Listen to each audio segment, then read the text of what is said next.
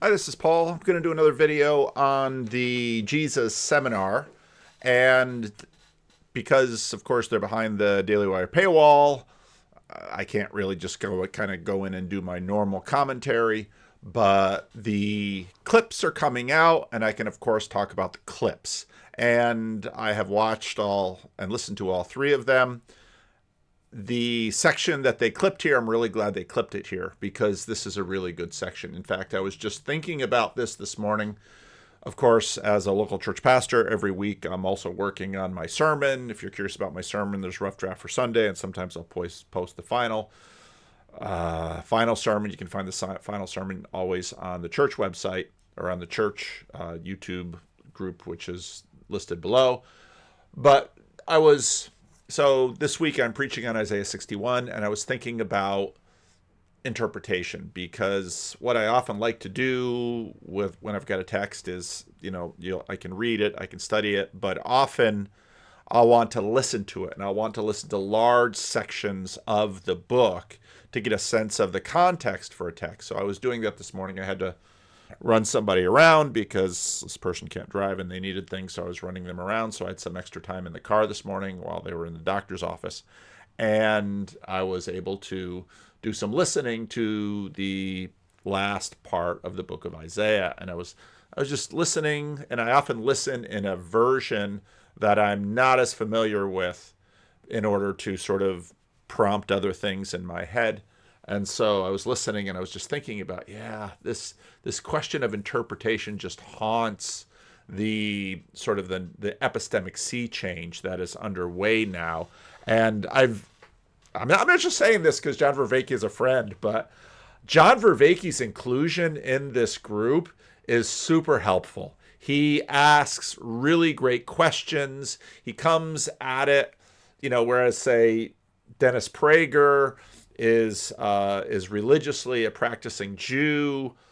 Most of the rest of them are practicing Christians, but John Vervaeke obviously has thought of a lot of these things for a long time, and so his questions are super challenging. And I've also really enjoyed Bishop Barron's inclusion in the group as well. I said on the earlier video that I get frustrated with Barron sometimes in these set pieces on YouTube, like a little one-on-one conversation. He seems to always be bringing the same things up, but the variety and the diversity of viewpoints around this table, I think, have really helped to display what I think anybody who knows very much about Bishop Barron knows. He's a serious scholar.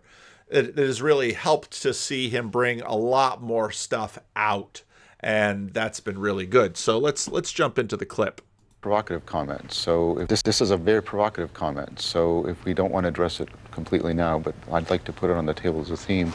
Now, John's almost always careful. He says it's a very provocative comment. I don't think this is a provocative comment. I think this is a necessary comment. I think a comment like this is exactly where we are at right now with this epistemic sea change that we are undergoing, because the question of interpretation is foundational. One of the things that is fun to do if you're a Christian, well, at least it's fun for me to do it, is I love looking at the history of interpretation of a text. I mentioned in the previous video that I have this entire commentary series on the ancient church's take on the Bible.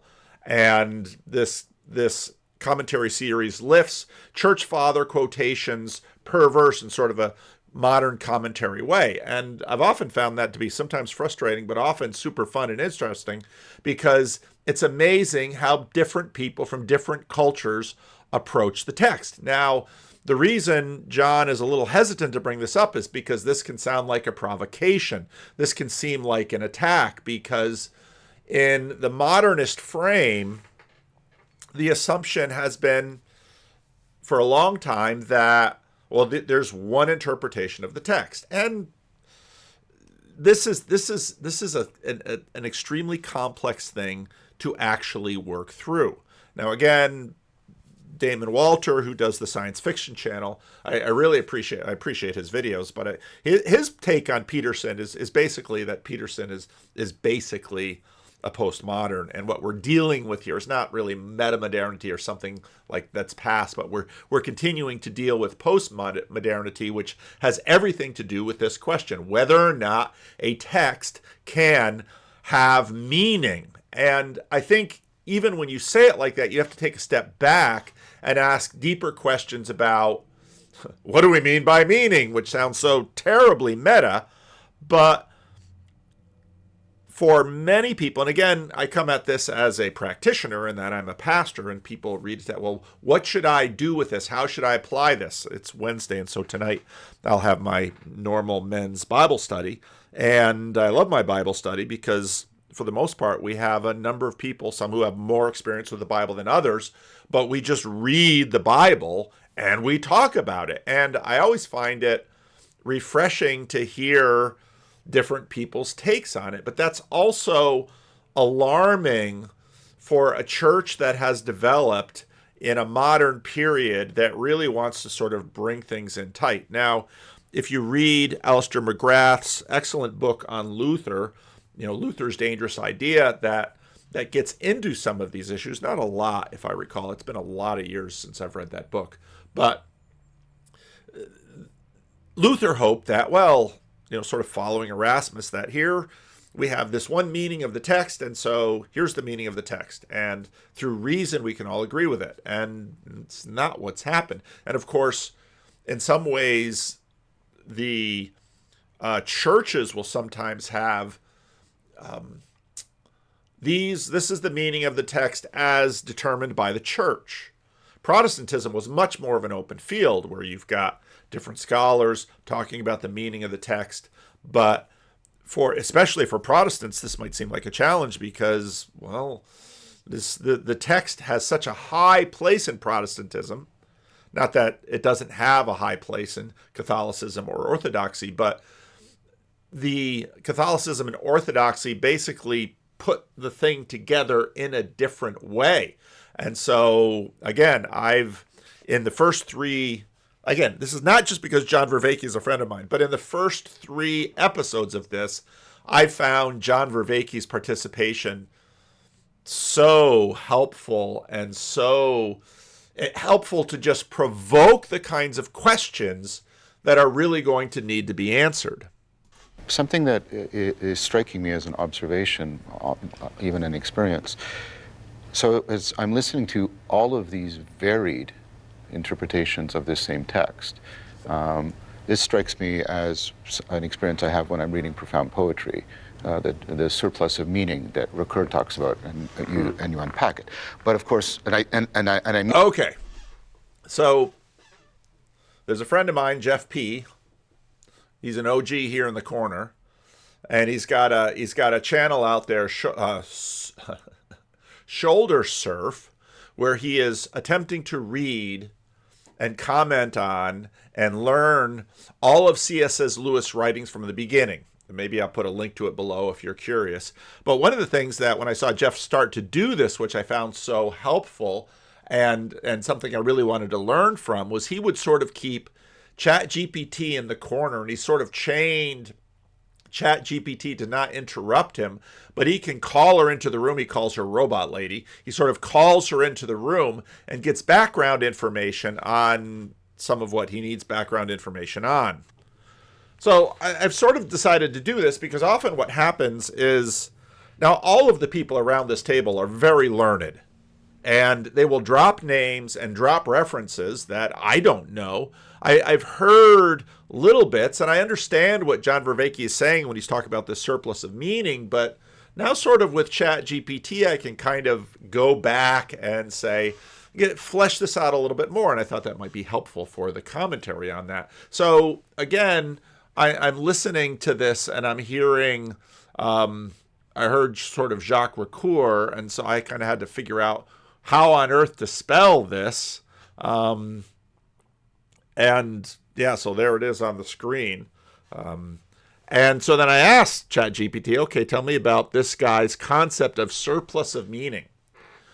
Jacques Ricoeur's concept of the surplus of meaning is deeply tied to his broader philosophy, which explores aesthetics, politics, and the distribution of the sensible, how societies organize perception, thought, and participation. And again, that's extremely important here because, well, this text, part of Jordan Peterson's desire to do these seminars on this foundational text has been his assertion that the most successful societies in the world are based on this text.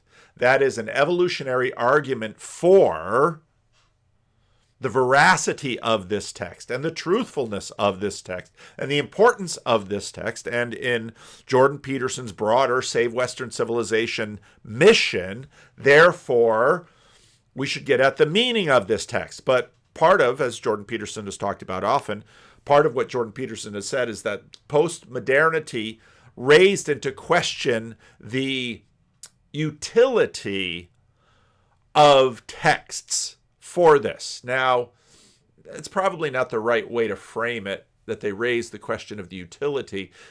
Basically, what was underneath was a suspicion of, because civilizations are perhaps based on a texts, and there's no way to, part of what happens with these transitional moments is the foundationalism of modernism basically said, here is following again on sort of the collapse of a consensus with the Protestant Reformation, or that also the Protestant Reformation was a part of. You have all of these foundationalisms, and it sort of, I went through this early on in my videos. You sort of have empiricism from below and rationalism from above. And basically, postmodernity came along and said, this whole foundational argument doesn't really work. So, but postmodernity didn't leave anybody anything in terms of, okay, if basically it's just all skepticism and nihilism, where are we? And it's important then to understand Jordan Peterson's bigger project, which I think most people don't understand, which is he is trying to, in a sense, find truth in the world, but he's doing it in a Darwinian method. Early on in the conversation, he would talk about Darwinian truth, and I don't think he elucidated it very well, but for him, the Darwinian, you can find the truth, or at least the truthiness, because he's a pragmatist too, you can at least find the truthiness of the Bible and God and sort of the, Calvin Robinson was just on asking about this Judeo-Christian thing. Well, that happened because of the breakdown of the waspy lions in American history. Again, I've talked about that in other places, but you can find the truthiness of the Bible and the truthiness of this whole framework by virtue of how it in fact has outperformed other civilizations and other systems. And so Jordan Peterson saying, okay, so if in fact we begin with the premise that Western civilization has outperformed other systems by virtue of its popularity, its success, its wealth, all these things over the past few centuries. Therefore, we should continue to study this to understand it better so that we can, in fact, continue to perpetuate the success that we have enjoyed. That is his big project. Now, the question, well, how, in fact, can this text function if, in fact, we are skeptical about the capacity of texts to secure truth? And again, we are beyond modernity here, and that makes a lot of people nervous because, well, modernity had things going for it. Modernity arose for a reason, and you can't just sort of sweep modernity away. That's sort of what postmodernity was, and that's, I think, kind of what metamodernity is trying to get out of, which is saying, okay, well, there's a lot of things that modernity gets right, and we don't want to lose those things, but we have to also recognize things that modernity can't actually get at and ways that modernity goes astray. And postmodernity is a way of sort of examining and critiquing modernity and saying, well, okay, how does this work? So, okay, surplus of meaning.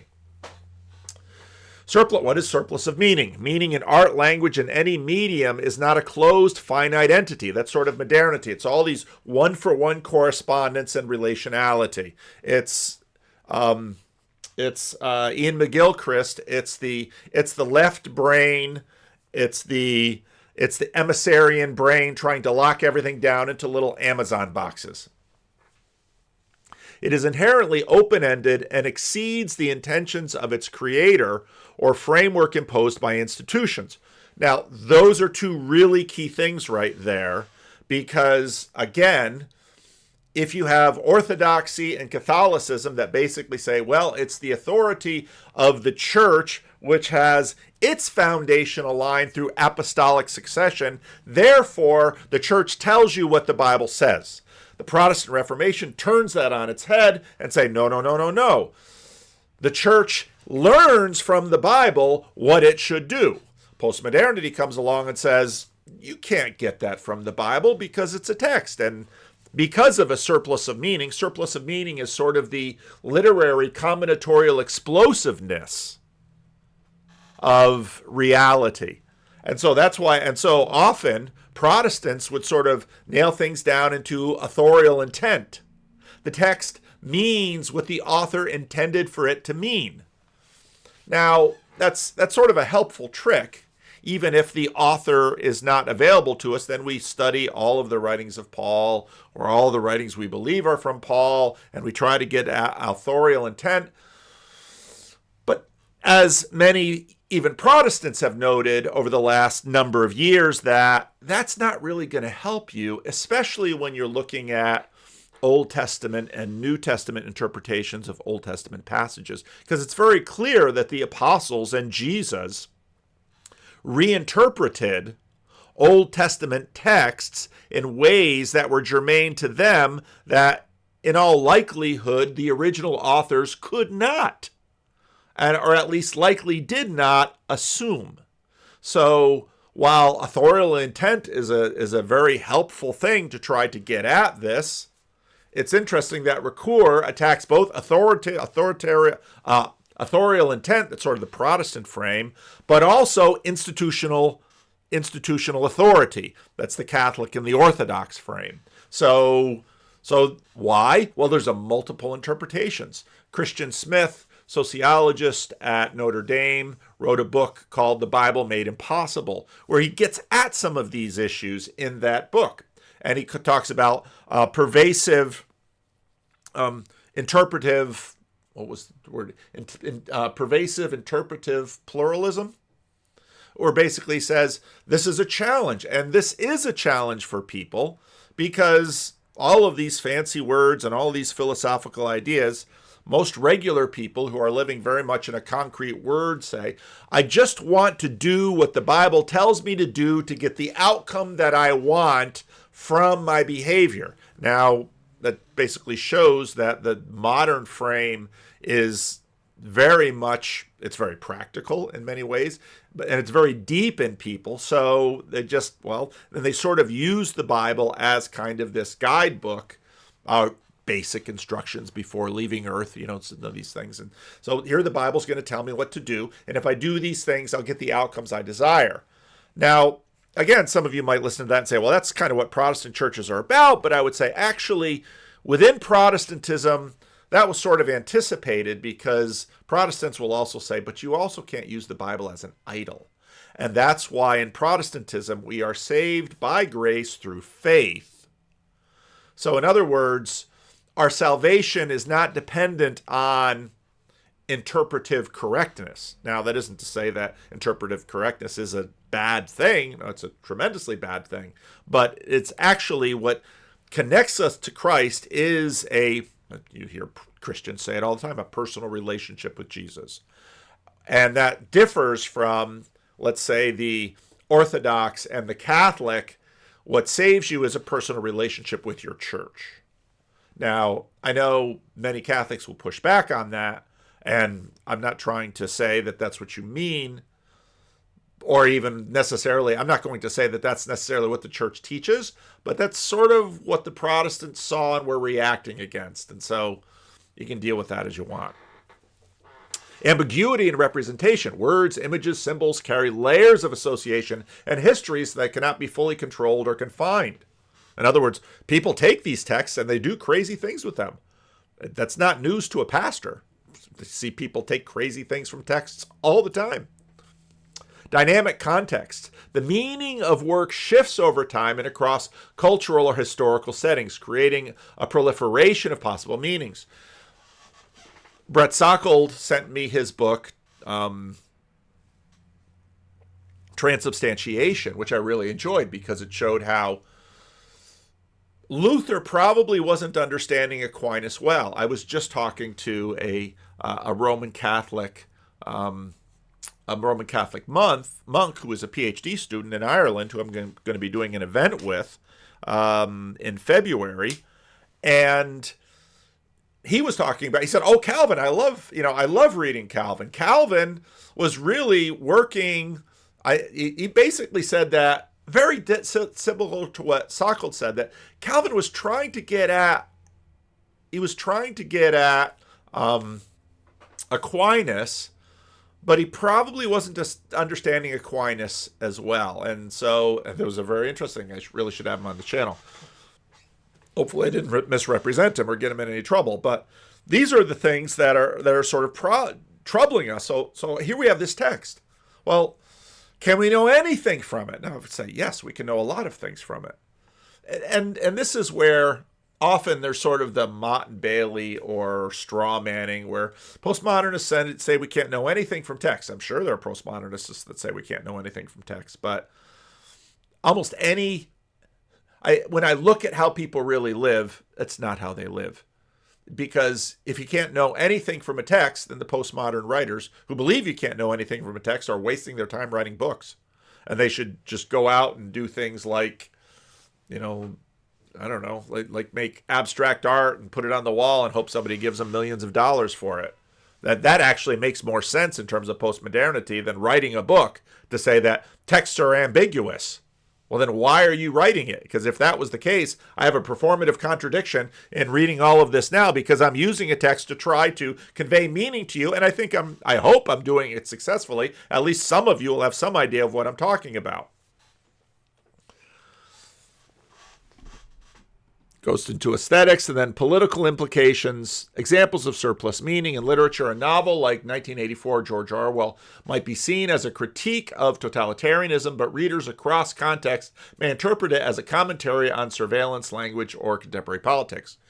And this is where you get some of the really weird postmodern religious things going on, where you've seen this in sort of reappropriations of the Bible. This is the fisherman's Bible. This is the housewife's Bible. This is the homeschool Bible. This is the gay liberation Bible. This is the black liberation Bible. This is the urban Bible. This is and basically they take it and they just interpret it any way that they think. But now what's interesting is that they never actually interpret it arbitrarily. Way back when sort of the woke stuff was just coming up, what was really interesting in listening to a lot of people who were just kind of at the forefront, even before the word woke sort of took hold as that's what we're talking about, people would use their particular aspect of oppression as the interpretive key through which to see the universe. And so if it was racism, everything was about racism. So if it was sexism, everything was about sexism. And what's important about this is it demonstrates what has sort of come beyond that sort of nihilism and disconnectedness, is that, hey, wait a minute, there's a frame there. And what you've actually recognized is that frames are real. And so when we're dealing with this question of surplus meaning, well, one of the ways to understand it, or at least rein it in, is of course framing, and that's why you'll hear the word like framing. And we're only 30 seconds into this, and I'm probably a half hour into it. This is a disaster. I mean that interpretations of this same text. This strikes me as an experience I have when I'm reading profound poetry. The surplus of meaning that Ricoeur talks about, and you unpack it. But of course, Okay, and so now notice what he said when he reads profound poetry. Now, poetry has long sort of had this aspect of language built into it because poetry isn't poetry sort of falls out of fashion in many corners in modernity because right from the start, poetry kind of defies a modernistic approach to language, and it's evocative. But yet, is poetry arbitrary? And the answer is no. And so John Vervaeke is basically saying, I find in this text some of the qualities that I find in poetry, and that it's not arbitrary. It can't just mean anything, but we've sort of got the postmodernist critique out there, and we're going to have to deal with it. And I mean that. That's what makes it a sacred text in some way. And that's what makes it different from reading the back of your cereal box or something like that. People still do. And this was the attack that, let's say, Sam Harris would use against Christianity. He would basically argue that texts are arbitrary, and so therefore you could derive this feeling of fullness or religiosity or spirituality by reading anything. And so therefore the Bible is not a special book. Do that, I don't know. Anyways, right. But of course, Ricoeur also pointed out that brings with it a profound problem, because and then Echo picked up. You have the problem of drift. Like, where does this stop? What's the normativity? How do we find the through? And you can see Plato. Okay, what's the normativity? So again, Catholics and Orthodox say authority is in the church. Protestants tend to say authority is in the text. Now again, as is so often the case with these churches, Catholics and Orthodox believe the text is authoritative, and Protestants in practice say that your church has authority. And so it's not one or the other. It tends to be more a question of priority. Wrestling with it's the manic problem. Well, yeah, exactly. But you can see Plato wrestling with that problem of we have to open this up to multiple perspectives, but we can't let it become unconstrained. Yep. And he's trying. And of course, Plato had, critique of written language, but again, we only know Plato because of all of the writing that has been preserved and found meaningful over time. And this is where you begin to get into sort of the Jordan Peterson evolutionary argument that, well, Plato must be important because people have continued to sort of perpetuate it. And the Bible must be important because people have continued to perpetuate it. And so I have a saying that sort of gets at this. Sometimes I say ontology is its own justification, meaning it's the same Nassim Taleb and the Lindy effect, that old things, when we see old things, we should pause and say,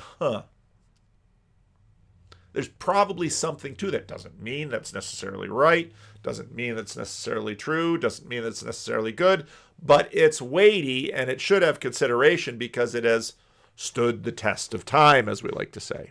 To find this, and I'm not proposing a problem. No, but you're right, and the Catholic answer, I think, would be the church. That's why the church is needed. Yeah, right. Exactly. See, right there. See, again, Bishop Barr is a Roman Catholic. Said, well, how to address the interpretive problem? Well, the answer is the church. But now, where Bishop Barron goes was interesting to me, and this is where I have skepticism about the idea that old things aren't changing in ways that even the people who love the old things and are loyal to the old things and participate in the old things. Well, listen to what Bishop Barron is about to say. Exactly right. There is this wonderful plurality of meanings. It's like in Lonergan, the different stages of the epistemic process. At one Okay, Lonergan, the different stages of the epistemic process. Okay, Bernard Lonergan, a Catholic philosopher and theologian, outlined 3 stages of the epistemic process, which he referred to as the stages of meaning. These stages present different levels of understanding and consciousness in human cognition and history. Here they are. Number 1, common sense. This is the most basic level, where understanding is rooted in everyday practical knowledge and undifferentiated consciousness. It's characterized by common sense operations and symbolic expressions often found in pre-theoretical cultures. Now, common sense. Let's look at that basically as crowd and culturally sourced. That cultures themselves will rein in a surplus of meaning. In other words, a new text comes in, it's going to be fundamentally interpreted by the whole universe of language and theory. Now, of course, when you have a text that is foundational like the Bible, when the Bible itself has basically been creating that cloud, well, then it's going to be even more narrow. Theory. At this stage, understanding becomes more abstract and systematic, leading to the establishment of scientific inquiry and theoretical frameworks. This stage is marked by the birth of scientific thought. Interiority. This most advanced stage where understanding turns inward to the subject's intentional consciousness. It involves deeper, more reflective awareness of one's own cognition. Now, I also ran through ChatGPT. That ChatGPT failed me, just it stopped working. So it's like, all right, well, let's try Copilot. And Copilot tends to be short. I've been playing around with these engines and saying, okay, well, what kind of quality answers are we getting? But I ran through ChatGPT the surplus of meaning through Lonergan to see what it would do with that. Bernard Lonergan, the Catholic theologian and philosopher, discussed the concept of the surplus of meaning primarily in the context of hermeneutics, theology, and the interpretation of texts, particularly Scripture. His understanding of this concept resonates with, yet differs from, thinkers like Jacques Ricoeur, as Lonergan situates the surplus of meaning within a theological and epistemical framework. Here's an overall of Lonergan's perspective. What is the surplus of meaning for Lonergan? For Lonergan, the surplus of meaning refers to the ideas that a text, especially sacred or profound texts like Scripture, carry more meaning than can be fully grasped or articulated by a single interpreter, community, or historical context. And this is where you get the sense that the Bible doesn't have a bottom. You've probably heard Jordan Peterson say that quite a bit. There's no bottom to this text. And part of that is, again, this a sense of a surplus of meaning, that there's always more going on than we can capture. Now, again, we've been talking about cognition and perception and consciousness. This is akin to the combinatorial explosiveness that we've been talking about for years, connected with cog-sci. Contextual interpretations. The meaning of a text unfolds over time as it is interpreted within different historical, cultural, and intellectual contexts. And this is where you get the history of interpretation is a very interesting thing. Multiple dimensions. A single text can engage readers at various levels: personal, communal, spiritual, moral, and intellectual. Sources in surplus of text. Authorial intent. That's what we talked about before. While an author's intent shapes the text, the meaning extends beyond what the author consciously intended, especially in works inspired by divine revelation and addressing transcendent truths. And it's a very Christian answer. Culture and historical mediation. As texts are read across generations, they interact with new questions, challenges, and frameworks. They also interact with, again, if a text is foundational, it'll continue to interact with itself. And so one of the things that I remember when my New Testament professor in seminary talked about the analogy of faith, and it's like, what?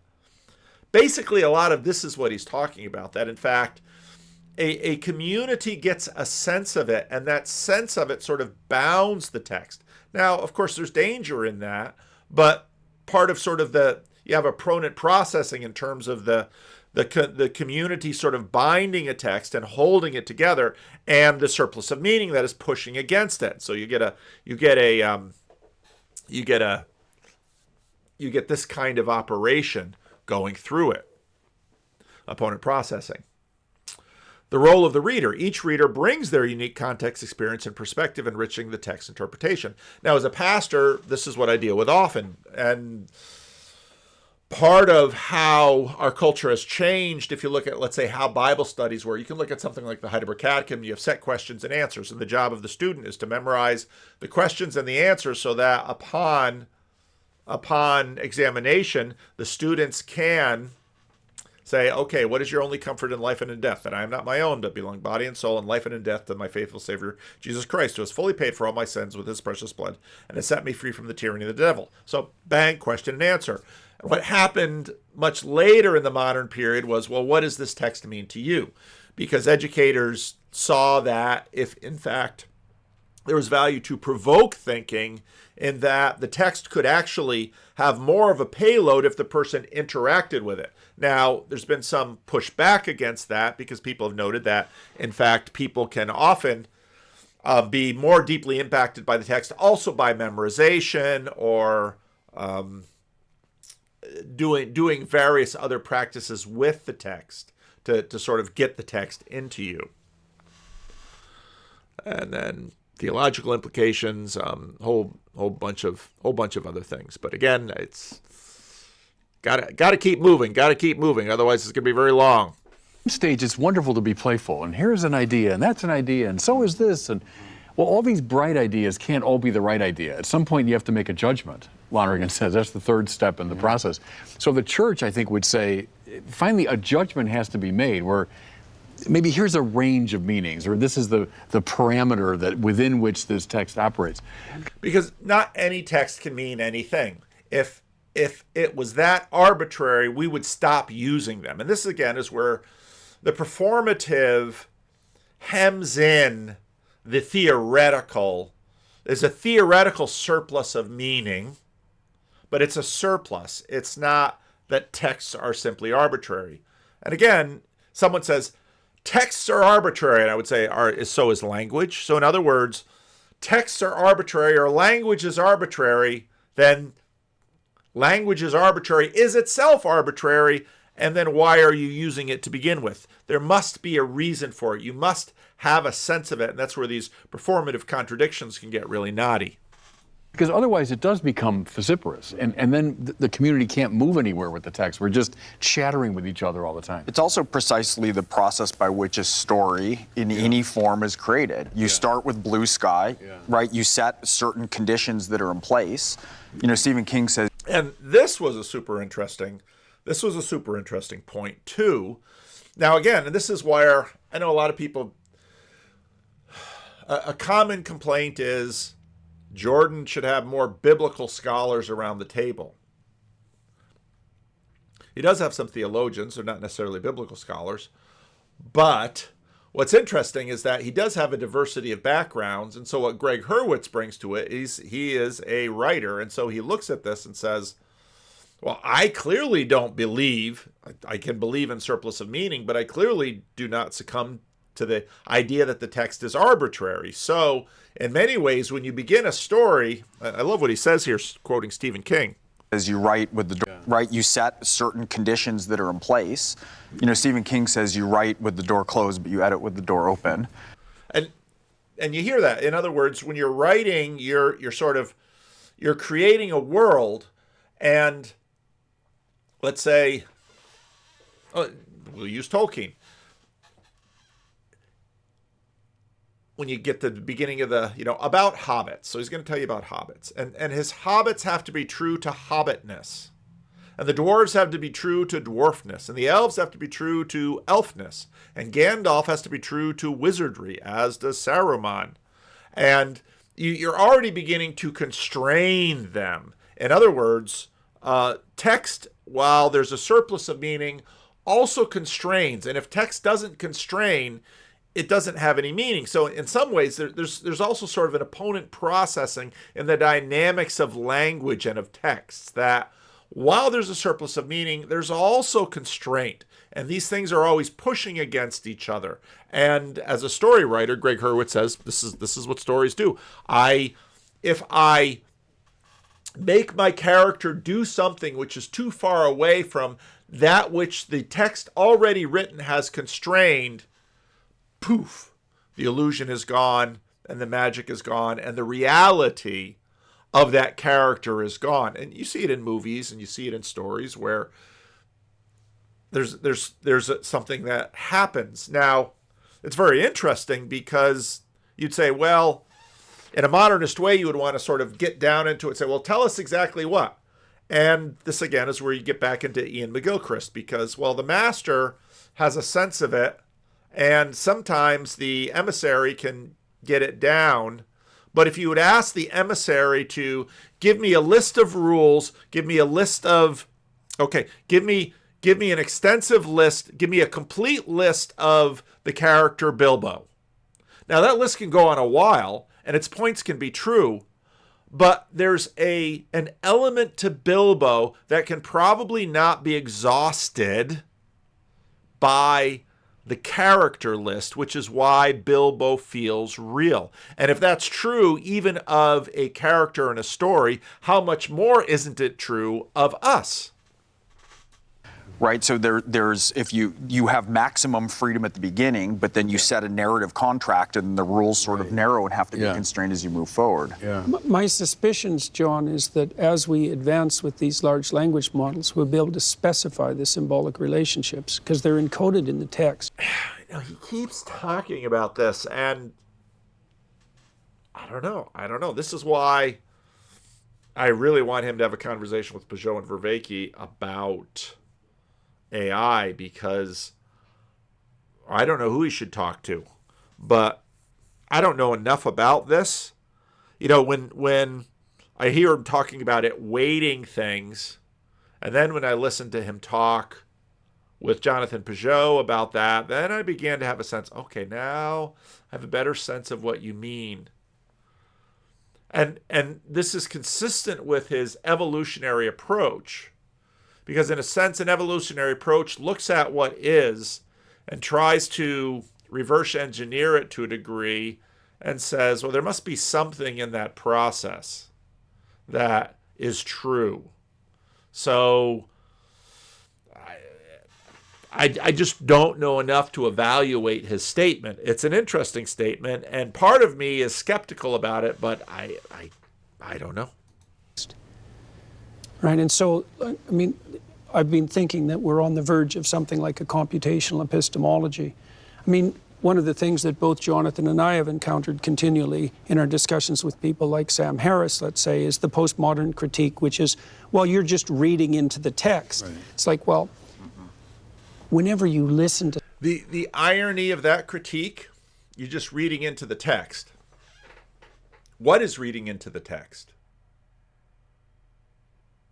Because if you take this stuff all the way to the bottom, there's no you there either. There's no there. There's no me there. There's no person. You need something to read into a text. And if it's just the whole show, read C.S. Lewis's Miracles. If it's just the whole show, it's just computation reading computation. So even ironically, the skepticism with respect to text, you need something to be skeptical about. This is where Lewis sort of goes through and says, you can see through and see through, but the purpose of seeing through is to see through to something. If all you're doing is seeing through and seeing through and seeing through infinitely, then there's nothing to see, and then there's no seeing, and then none of it makes any sense. And so even that critique, well, what is reading onto? To someone, whenever you talk, whenever you read any text, you're reading into the text because the meaning is coded at multiple levels. But that doesn't mean it's arbitrary. We know from the large language models, for example, that there are much more robust patterns of coding compared to others, right? You can actually map that even mathematically. And what we'd hope is that what tradition does, I think, over some protracted period of time, is bring to the forefront the most... I picked up again, let's see if I keep going with it, David Bentley Hart's Tradition and Apocalypse. I mean, two words that are key. And he begins that book basically saying, for as much as we use that word tradition, we haven't really looked at that word and what it means. And so that's what he does in his book, which is not a very large book. That's what he tries to get at. Because, okay, what does tradition do? And I think in some ways you're going to have to ask the question, okay, how is tradition related to Jordan Peterson's sort of evolutionary truth approach to the world? Now I think they're connected because, of course, tradition would say that, well, this is where the culture shows its work. You know, when you did a math problem when you were a kid in school and the teacher says, well, don't just put an answer down, show your work. Tradition is where the culture shows its work, but traditions are living things, and this is where you sort of get into, again, this dynamic. If the same text is both the foundation and what's being processed, well, then you're going to have a tradition because you have a living tradition that still has a base. And I remember I was reading The Alchemy of Air, and they were talking about mining guano because until they sort of were able to fix nitrogen, they didn't know how they could replenish soils, and so they'd use manure and all sorts of other things. But there was, actually a war fought over some islands in South America, off the coast of South America, where there was guano, and that guano was an incredibly potent fertilizer. Well, the guano starts somewhere, and so tradition is sort of the fermentation of a dynamic process where if things stop being added, the tradition dies. And when Jonathan Peugeot talks about like Druids and some of these other ancient traditions that people spot up and say, I'm going to be a devotee of Thor. And in that sense, Peugeot rightly says, well, the tradition is dead. Well, what do you mean? It means that gap, the several hundred years when there were no priests of Thor or Odin, you're probably not going to just reconstruct it. And this is something to be said for, let's say, apostolic succession, that in fact there is a tradition. But I would argue that, again, many of the arguments between Protestants and Catholics or Orthodox have to do not so much with Protestants very much believe we're a part of a living tradition. Protestants basically say many of our additives are helping to correct the tradition because the tradition went astray. But both sides know that you need to have things added to it for it to, in fact, be a living tradition. The most potent actual relationships within the text. Now, it wouldn't only be textual because there's images and there's architecture. There's all sorts of things that go along with tradition. But it's not merely an interpretation. It's also a reflection of the encoding of the meaning within texts. Christ is a master at this. That's an interesting proposal. I'm for some of the reasons I articulated last night, I don't know if the LLMs could actually solve that problem. They could get. See, this is why I wanted them to have this conversation. And I've told Jonathan this. I've told John it. I don't know that my way of contacting Jordan Peterson works. So because I haven't heard from him for a while, and but this is why I want Vervaeke, Peugeot, and Peterson to have this talk about large language models, because Jordan keeps talking about them, and John Vervaeke knows a fair amount of them, and I trust Peugeot's sort of intuitive sense. I'm of the three, I'm probably most, I guess unsurprisingly, I probably see it most, I'm probably closest to Jonathan Peugeot's take on them, that the further we go into some of these things, the more derivative they will appear. In other words, we will see their limitations, which is almost always the case with every new technology. When you begin a technology thing, it's all blue sky, but as you develop, it begins to narrow and narrow and narrow, and then, well, we know what it can do, and then you have sort of the continual refinement of it, but then you sort of know how it figures out into the system.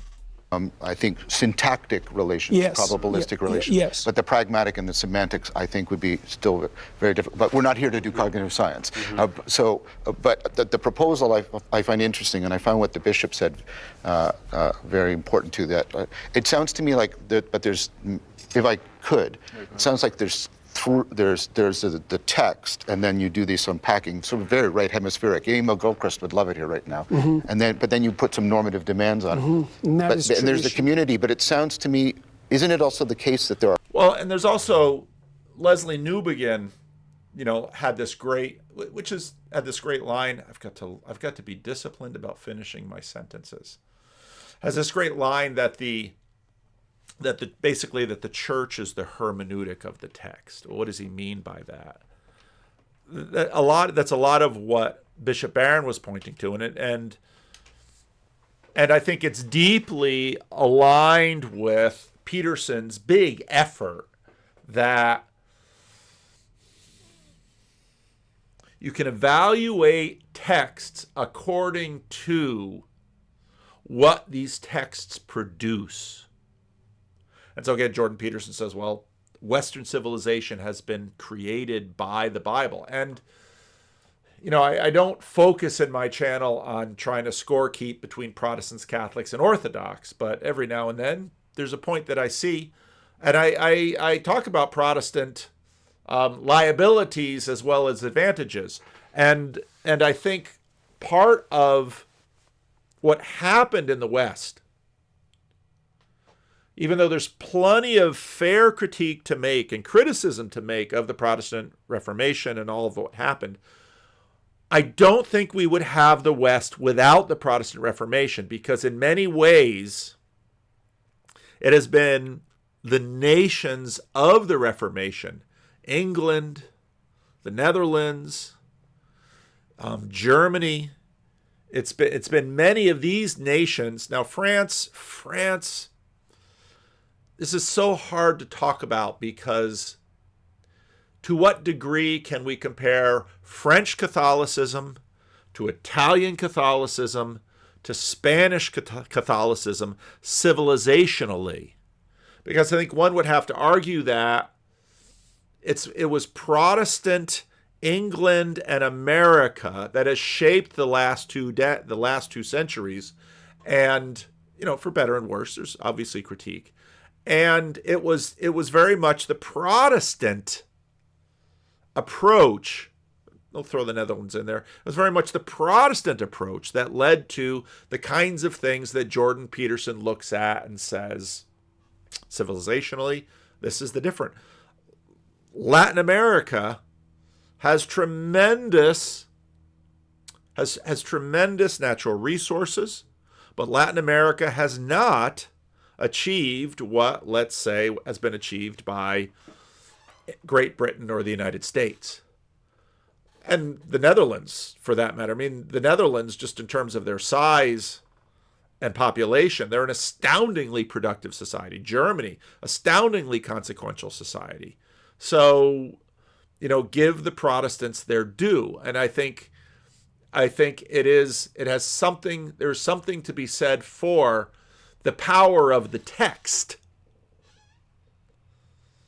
in terms of the vitality of the institutions. Now, I'm very impressed by the longevity and the size of the Roman Catholic Church, but I don't know that the Roman Catholic Church would have become what it became post-Reformation if it hadn't been for the challenge that the Reformation brought onto the Catholic Church in many respects. And now that the Orthodox are sort of let out of the jail behind the Iron Curtain, it'll be interesting to see what their contributions are.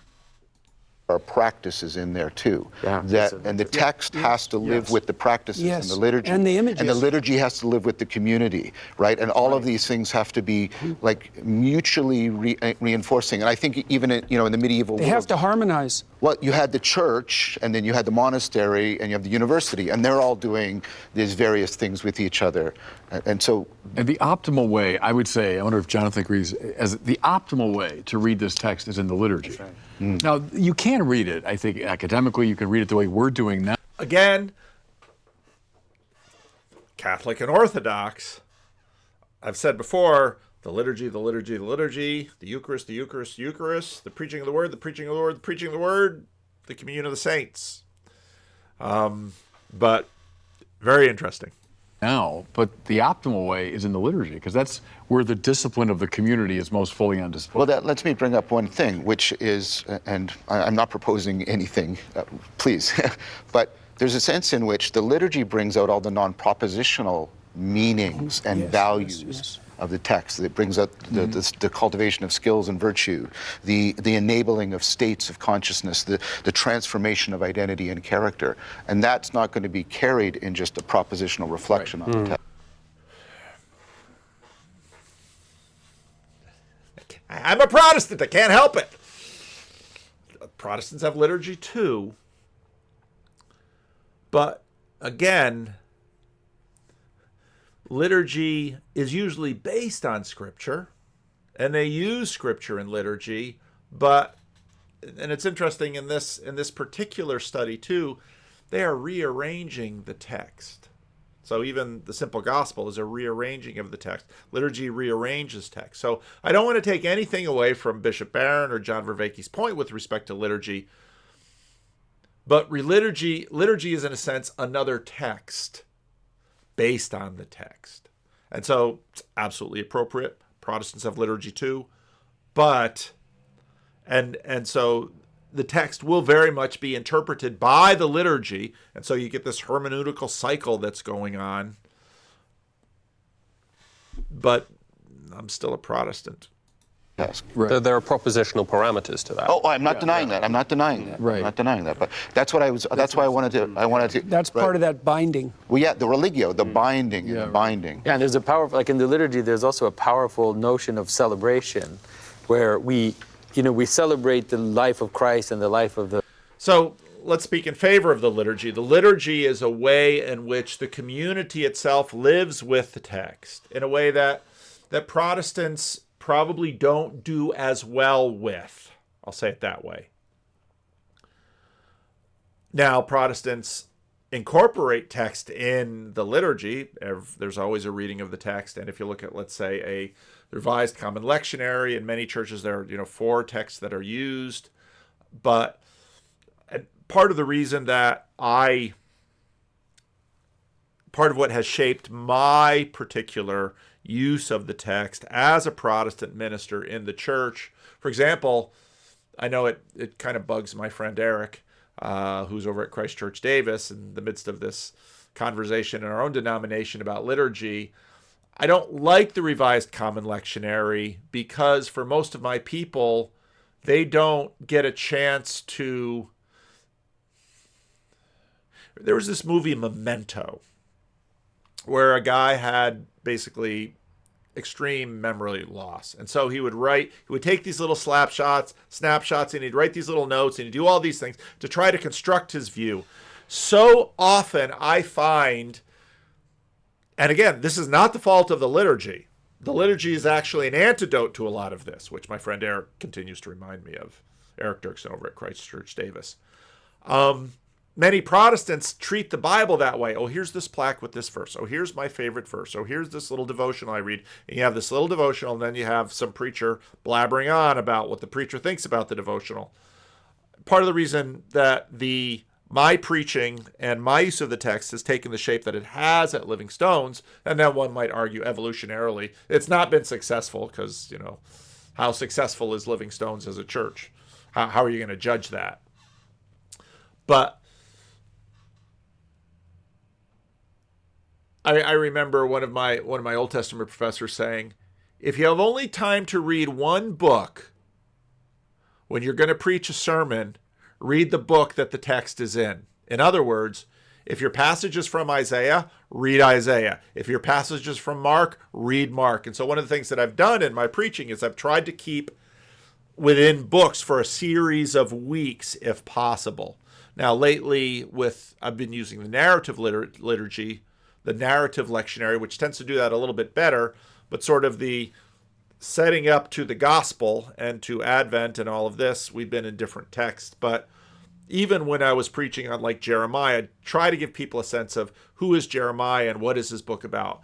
Isaiah, who is Isaiah and what is his book about? Daniel, Joel. So part of what has happened to the Bible is we've sort of shredded it and found the little bits that we find salient. And I think that move itself reflects a hermeneutic, a self-centered hermeneutic that says, well, this text is about me and how I fit it together. Now, again, with all the things that we read, I am a valid part of putting together and the interpretive process, because if I'm going to understand it, I need to be a part of it. And it's transjective in that sense. But these texts are found in books. And these books are found in a library. And so with your liturgy, don't just destroy the books to get at the little nuggets. Of the Virgin during the liturgical year, and we have feasts, and the readings, not all of them, but the more important readings will actually then fit into this celebratory cycle where we're remembering, participating, their liturgical acts that bring us to Pentecost or to Ascension, to the different feasts in the life, and the texts will have been chosen, through hundreds of years to fit and to make it part of your life. So it's not just like an abstract. And that's an example of how the text is sort of digested by a community and used. But I think what happened then in the Protestant Reformation is the text was brought forward and said, don't just, there are different ways to honor the text. And one way to honor the text is to honor it as a text. Again, when you look at the Reformation period and, coming on the heels of the Renaissance, there's this turn to the text that happens in Luther's time. Now, when that didn't pan out like everyone had hoped, that, you have these wars in Europe, okay, well, now you're going to have to continue to work on that. But you can kind of understand the disruption in liturgy that happened in the Reformation in the light of, again, trying to respect the text. Abstract. Right. And Well, in you're answer to my supposed to come to the text. You're supposed to come to the text as a sinner, so someone full of flaws, who's aiming up and trying to make things better. And then that. Okay, so right there, we've been watching Jordan with the text for about 7 years now. You can see that Jordan has already sort of brought a lot of this text into him in his own framework, in his own way, and that there is just a little bit of, let's say, the Book of Jordan in terms of how this text functions and how this text can function now within his psychological, clinical worldview. That's also going to be another form of constraint, right? An aim-related constraint. I think one of the things that made me different as an academic from perhaps someone like Richard Dawkins or Harris, for that matter, is that I came to this text thinking that I didn't know what the hell I was doing, right? I didn't have an a priori presumption of my superiority in any manner to the text. Now And I think his experience as a clinician, and for me, I have the same. I work with the text with people, and I see when the text is powerful and it moves, and I would say, well, that's when the Holy Spirit uses the text to grab a hold of someone. But I also see that the text isn't magic, that you just, it's not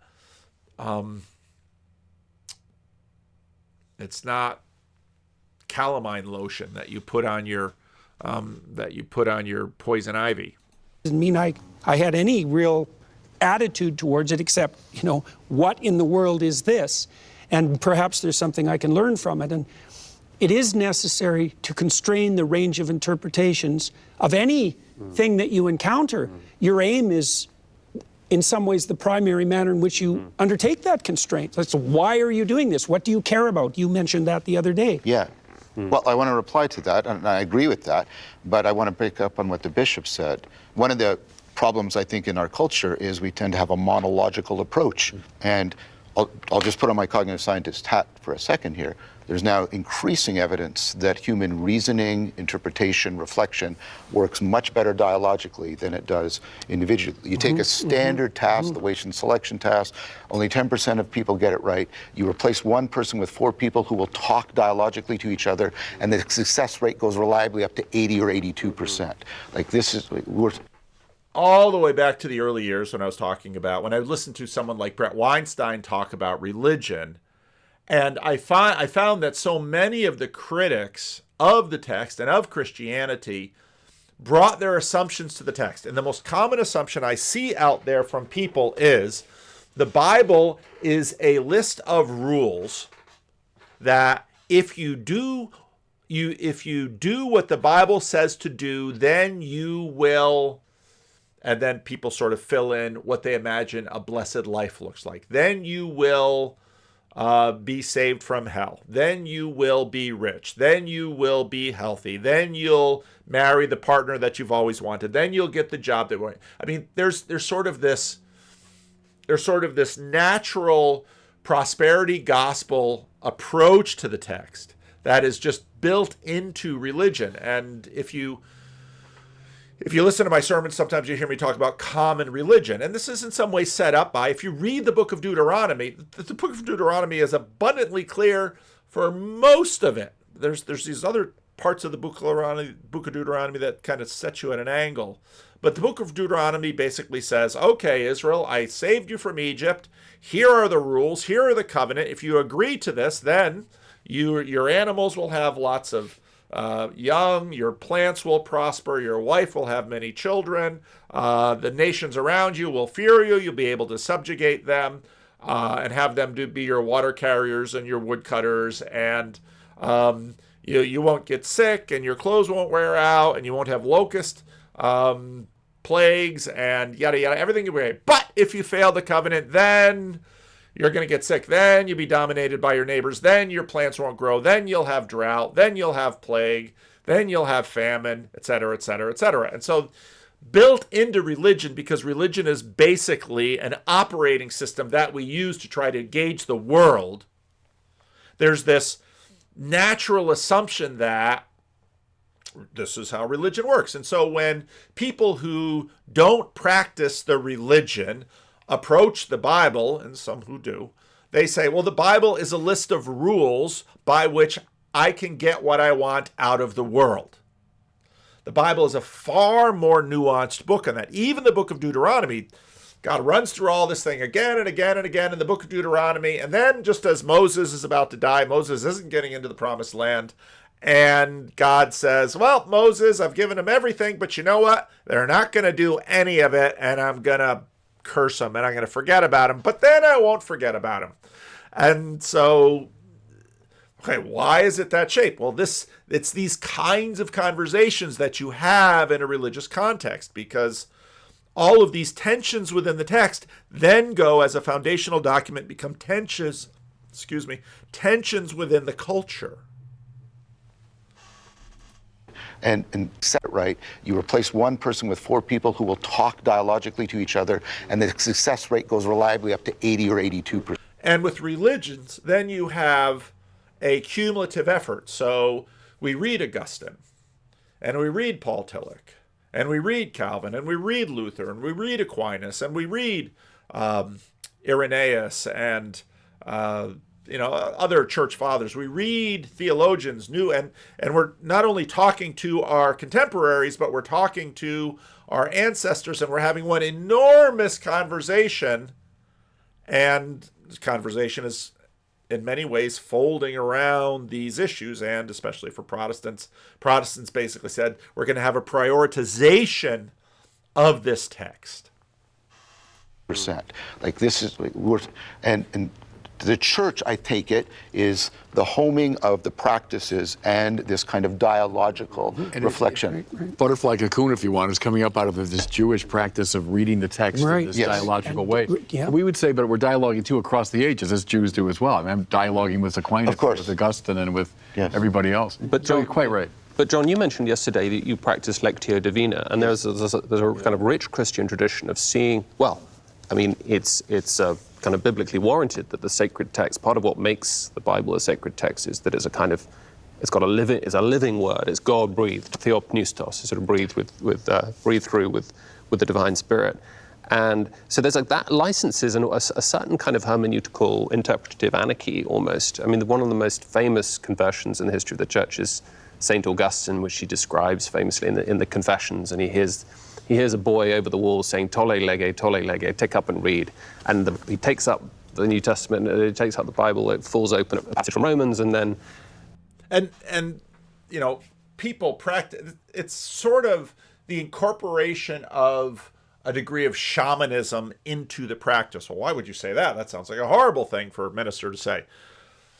Did you ever go into a church and find somebody doing what one of my pastors in college called the lucky dip?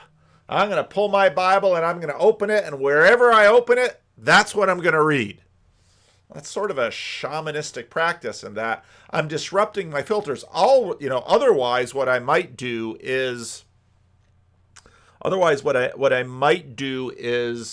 I might just always read the parts of the Bible I love. In other words, I'm prioritizing myself too much into my interaction with it.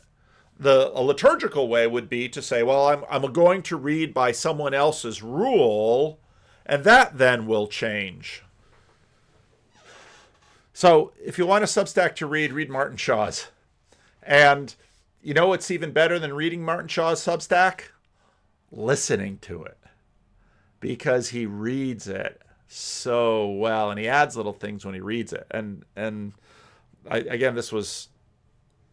So if I'm in the car and I'm driving people around, and when they're in the car with me, I don't have anything on the radio. We just talk, because pastorally it's a good time to talk. But if I'm waiting for them because they're in the doctor's office or in a store or something like that, or I'm driving to or from there, I'll turn this on. This great point in the second to last Substack. It seems from a distance the two churches are very different. He was contrasting a couple of different churches. I am well aware of the theological wrestles that create distance.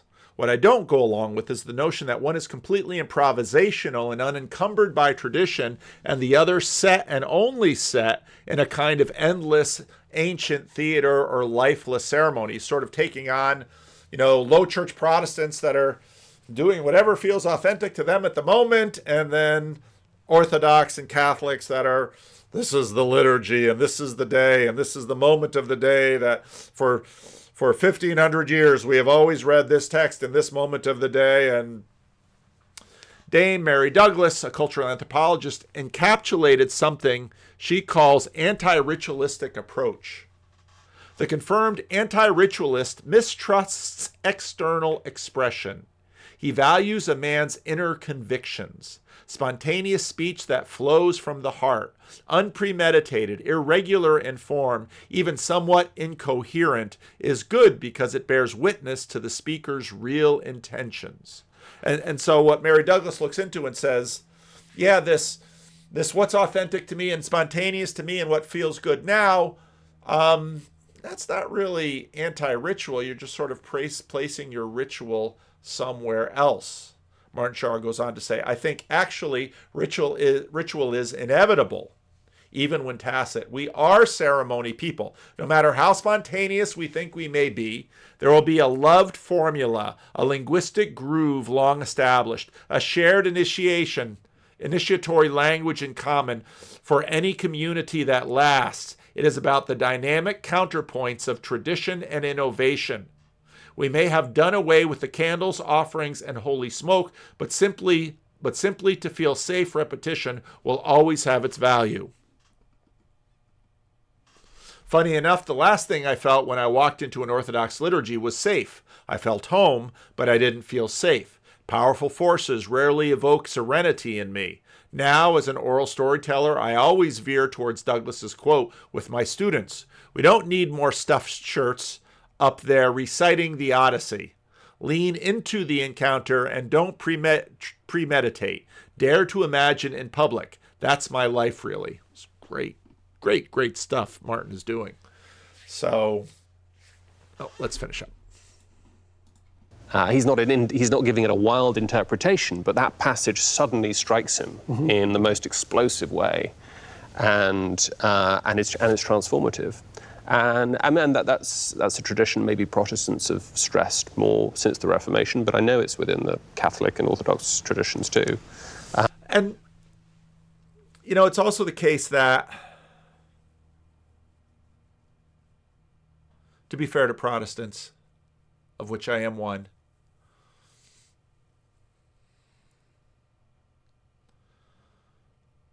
maybe it's because Protestantism is itself an adaptation to the assumptions of modernity that in some ways who's faring better, Protestants or Catholics or Orthodox? It's really hard to figure that out, and I don't think the question can be answered. But Protestants have continued. That's why have continued to innovate. That's why I always say that Protestantism is sort of the experimental laboratory of the church. And well, that means Protestant churches die, and Protestant churches are sort of the experimental laboratory of the church. They're trying this and they're trying that and trying that, and lots of things are failing. But the Catholics and the Orthodox, whether they like it or not, still learn from the Protestants, even while they're holding to their own thing. And that's maybe what sets it apart from other texts like, Moby Dick or Shakespeare or Dickens that have got a similar sort of, richness. Oh, that's the end. So, yeah, I was super, so I listened to these things, and then it's like, okay, what am I going to do with these things? Because I want to talk about them. How am I going to talk about them? How's that going to work? And then